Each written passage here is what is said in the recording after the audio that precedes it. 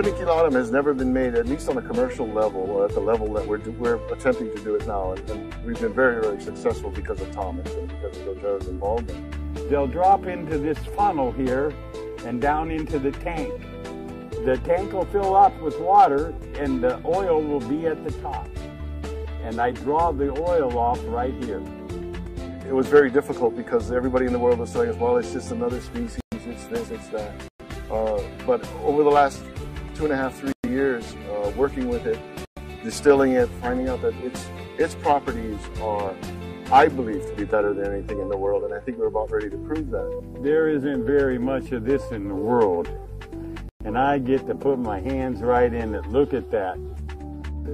This holds 700 pounds of sandalwood chip. The lid will be on it after we finish filling it. Once it starts down that pipe, it heads to a heat exchanger. We take the vaporized oils and they separate.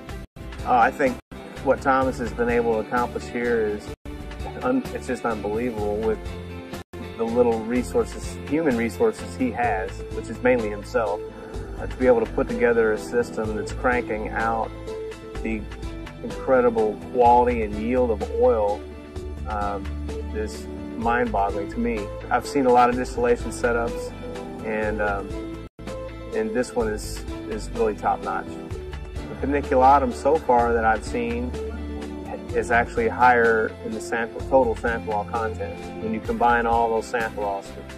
When we say total xanthol content, we're not just talking about alpha and beta xanthol. We're talking about all the sesquiterpene alcohols that are common to the sandalwood oil. In terms of comparison to the spicatum or the Australian sandalwood, it's not even close.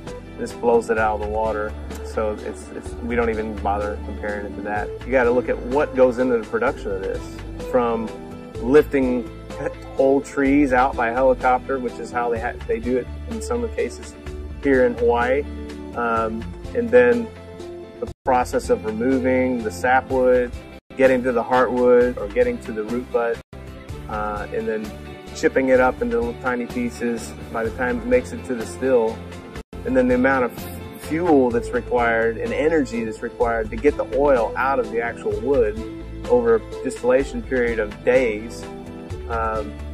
You can understand why it's so valuable. This represents, in this bottle, in terms of once it's bottled in small bottles, this represents $14,000. When you think about that, it's quite amazing.